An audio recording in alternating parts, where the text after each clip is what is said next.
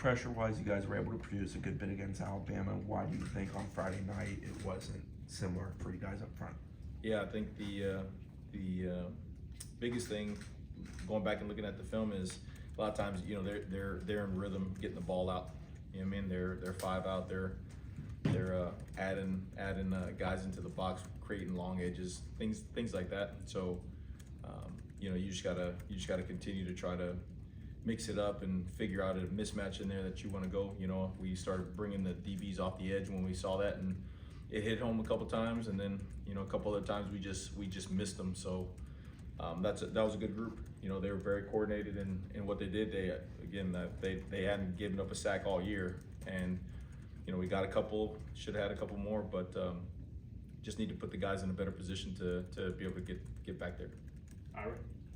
Some of the discipline things like wrapping up and things like that, is that just kind of heat of the moment as the game's kind of going on, or, you know, were you surprised by that? Yeah, that's the thing that I'd probably say I'm the most disappointed about, is not finishing those plays. You know, there's a ton of times where we're hitting the ball at, you know, 3 and 4 yards, and it's gaining, it's falling forward for 4 or 5 and 6, which again adds on to the downs. You know what I mean?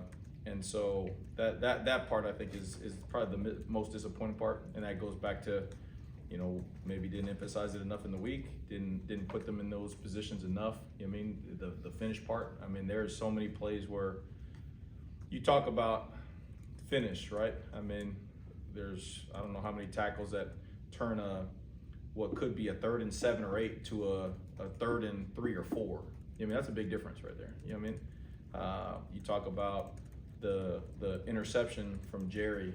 You know what I mean? You talk about just 1 or 2 yards in alignment and eyes of break finish technique. You talk about the overtime, he scrambles out, we call a blitz, it flushes him. You know, the defensive end gets grabbed a little bit, he bows out of there, and you talk about Ed being maybe a foot away from sealing the game right there. So the point of emphasis is finishing is something that clearly didn't do good enough job last week, and the young men, you know, you present it to them and you show them the exact examples of what we mean by that, and they'll get it fixed. From kind of following up on that, from just a physicality and energy, you guys have shown that on tape that's what this defense can be. Was that to your liking or to your standard on Friday? No, I mean, they rushed for 200 yards. That's not, you know, that's not going to cut it. Now they didn't bust one. I mean, the one that did their longest run of the night was, I think, that 26-yarder, and we hit it at 3 or 4 yard gain. Another great example, right? I mean, we run up there and we hit it right before in the 2-minute drill. We hit it at a 3 yard gain, and we don't finish the play. Like we don't come off of blocks to finish the play. Earl goes in there and dominant contacts the guy, but again, really good running back. You know, he kept his feet. There's a pile there, so it kind of kept him up, and he squirts out of there for 26. You know, and then obviously the quarterback getting out of there. You know, having a chance to the other couple big runs in there with a quarterback. But it was those ones again that are going for, you're hitting them at 3 and 4, but they're bleeding for 5, 6, 7 yards. That's where the game was.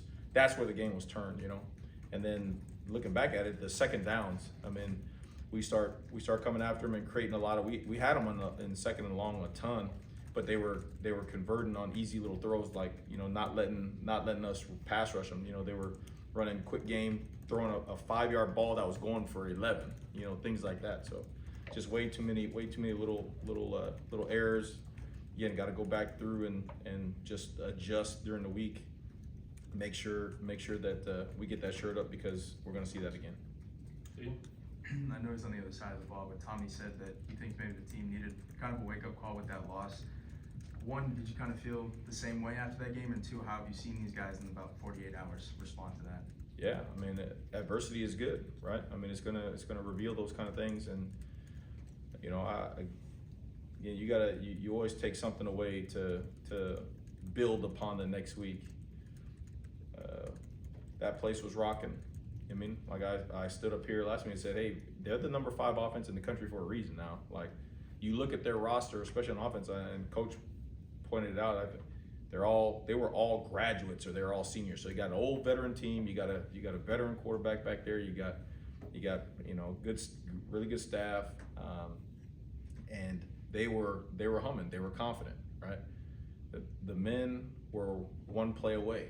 Like I said, the one play away was everywhere for those guys to be on the road and to be able to go down 14 and pull it back together. And right before half, we're up by 7 with the ball. If we get a stop there, we get the ball back, and who knows how the game goes. So, I don't want to turn it into woulda, coulda, shoulda, like we got our butts kicked 200 yards rushing and stuff. But there's something there. There's something there with the guys. You know what I mean? There's something there that's like, hey, we're not gonna fold up. We got to find a way. And guys found a way. Ed found a way to get an interception. I thought Jabril played his tail off. That's probably the best I've ever seen him play. He played his tail off. You know what I mean? You had guys, D-Jack, play his tail off to get us back in the situation where we just need one play to win the game. So we're gonna build off of that damn thing to try to make a run here and get the season to end the right way. Chris? What does Miami present offensively that can be most challenging? Yeah, they're very similar, right? Their offensive line is massive. Their backs are really powerful, and they're confident downhill football. The quarterback, they protect him at all costs. He doesn't get hit very much. He doesn't make bad reads.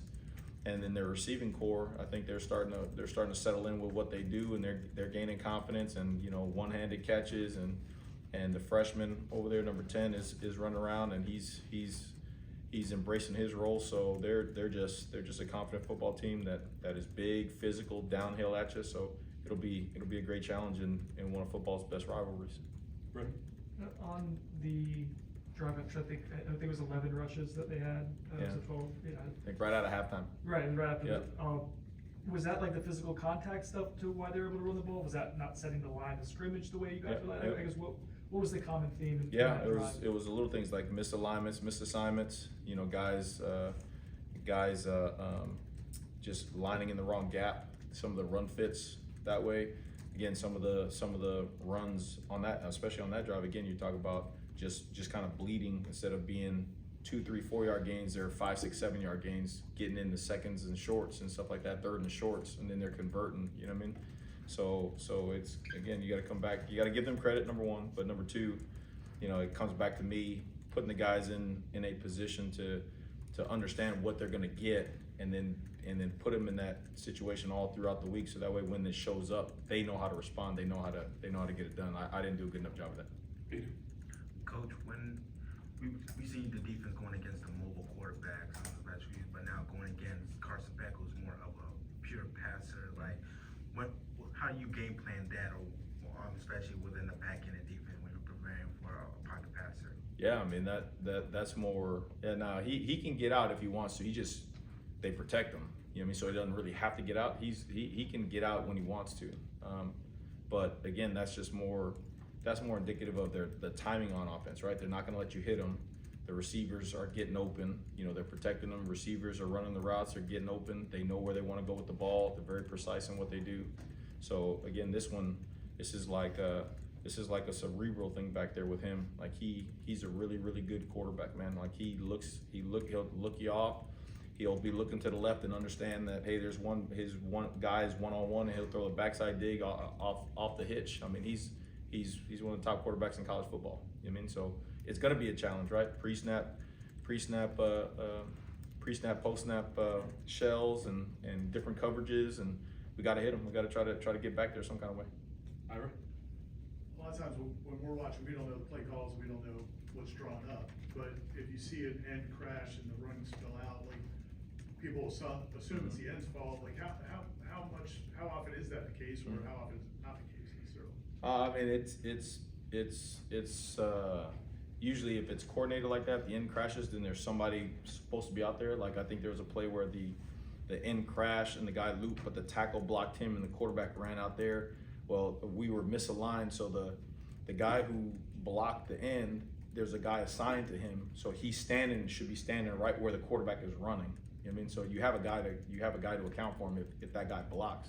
but we were misaligned. So you see in a lot of little things like that, you know, you see a lot of little things like that in that game that cost you. And like I said, you can get away with that with teams you're better than, but you ain't gonna get away with it playing championship level football, you know. And again, they're one of the most explosive offenses in the country, and you know, we didn't tighten that up enough to where we were in positions to make those plays. Chris? We saw Ashland Barker go out in that game. Not trying to get an injury update out of you, but with him, how different is the defense with him versus when he is not available to you? Yeah, I mean, he had early on. I mean, he had a sack. We were blitzing him down in there. I mean, he's a physical presence. You know, he's very calming. And so when he got banged up, there's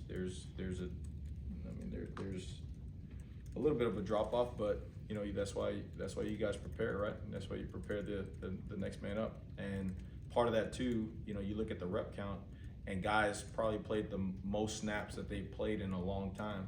You know what I mean? So we gotta do better on our rotations and things like that to keep guys fresh for games that go into double overtime or need just one more play, that you're not worn down to where you can make those plays. So a lot of collective things that all start with me.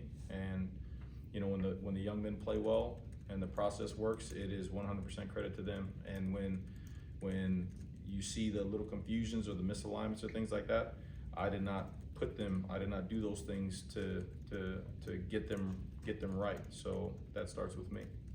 Okay, thanks, Coach. Hey, you guys.